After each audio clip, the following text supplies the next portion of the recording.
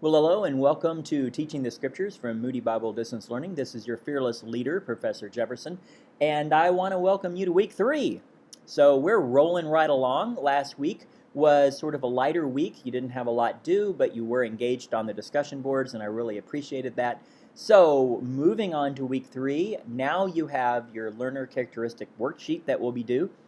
Let me just give you some advice. Hopefully you guys are already on that. Don't wait till the last minute, because when you're trying to coordinate different people, trying to put everything together, I would just encourage you, each person take one part of the chart, and then there's a person in your group. I promise you, it's not me, but there's a person in your group that's highly organized. So you email all that stuff to that person, they put it together and make it look pretty. Okay? There is that some person. There's always, that's my wife, not me, but that's my wife. And so there's somebody in the group that can help you do that. So that is due on Monday. We are also going to start getting into the hook, book, look, took paradigm for teaching, and your hook and book portion of the template will be due on Monday. Now, you are to do 1,500 words minimum, and you are to do verbatim. This is what you're going to say. Now I'm going to do another video about hook. I'm very sold on hooks. I think hooks are very important. Whenever I preach, I always have a hook. I always try to have a creative hook. A lot of times I use props, and there's people that don't like that. I believe you can either do it or you can't, but hook is important. So you'll be doing the hook and the book. Okay, the book kind of goes without saying, right? If you're going to do a Bible study, you need to do a book study. You need to do the book. And so do your reading, and I want you to start putting that together. Once you send that to me, I'm going to send it back to you, probably with a lot of notes. And you can choose to incorporate my ideas into your talk, or you can choose not to. That is absolutely the truth. You can choose to incorporate it or choose not to. Now, if you don't incorporate it, and I feel like that would have helped you tremendously, that's a different story. But most of the time it's just saying, here's another way of thinking about this, or here's another way of talking about this. So that's due on Monday as well. Follow the template. All you're going to do is turn in the hook and the book. So your discussion board is about authority.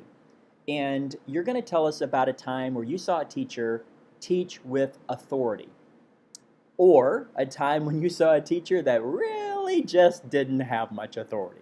Okay, my thought went back to being at Promise Keepers, and E.V. Hill. He's now in heaven, but E.V. Hill was a pastor that had gone to the Crips and the Bloods in Los Angeles and said, "Sit down with me, let's make peace." And because it was him, they did.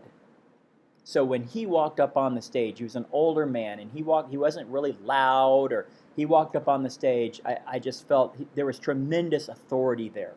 Tremendous. I have also seen some, it doesn't necessarily have to be younger pastors, but I remember being in a church service with my son, and my son's a pilot, but even when he was younger, he wanted to be a pilot. And I remember him leaning over to me and saying, "Dad, this guy doesn't know how to land the plane." And it was true. He was just all over the place and just did not come across as having authority about his subject or even about what he was doing. So, and all of us who have taught have had those days. I promise you, in the early days, or maybe even yesterday, we've all had those days. So just tell us about that. Now, with that said, I want to move on to something else.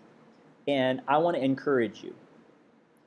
If you look in the news this morning, politics is going crazy. Puerto Rico, North Korea, Kenya, wildfires, earthquakes, name it, right? Everything is just swirling around you as you read the news and you think about this world. But I want to talk to you about the gospel, because today is Reformation Day. And 500 years later, after Martin Luther nailed those 95 Theses to the door, the gospel is still the power of God unto salvation. Power, dunamis, dynamite. So, quick story for you to encourage you. There's a woman at our church named Nikki. Nikki has a heart for people in sex trafficking and in the sex industry. There is a strip club in our town, several, but she put a group of ladies together and they made Mother's Day baskets. And they put all kinds of stuff in there for the women, but one of the things they put in there were CDs of the sermon from our church, multiple CDs. So they took it to the strip club and asked the manager, can we give these to the girls? He said, I don't care. So they went back and they gave them to the girls. So Nikki put her card and said, if you ever need me, you can call me. A couple of weeks later, she gets a call from one of the girls. She said, do you have any more sermons? Now, she had put 2 sermons in each of the baskets. It turns out this girl had listened to the 2 sermons and then gone to each of the other girls and asked if she could have their sermons too. She had listened to all of the sermons. She wanted to know if she could have more. Okay? So now the hair is standing up on my arms. Okay? Nikki says, you don't have to listen to sermon. Okay, just come with me. Come with me to church. You imagine that conversation? She's like, no. Strippers don't go to church. That's not how that works out. And Nikki said, then you don't understand our church and you don't understand Jesus. Come to church with me. So she did.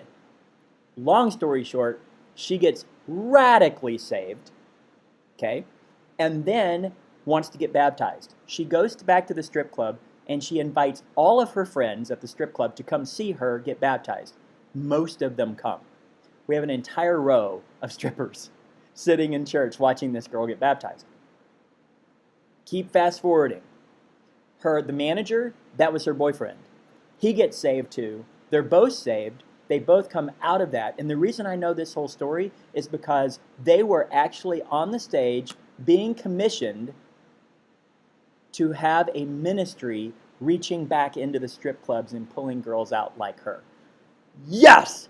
Yes! Yes! When you get cynical about the church, which we do, when you get frustrated about Christians acting badly, which I do, when we look at things and go, oh my gosh, the world is coming apart at the seams, true, but the gospel is the power of God unto salvation. Dynamite. Okay? Be encouraged with that story. It greatly encourages me. Be encouraged with that story. So here's the question of the week.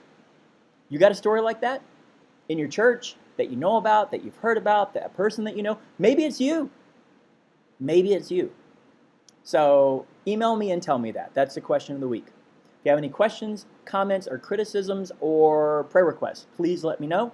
I would ask for prayer for myself. I'm going to be on a retreat on Thursday all day, and just pray that God would speak to me. I'm really looking for some direction on some of the things that are happening in our lives. So that's it.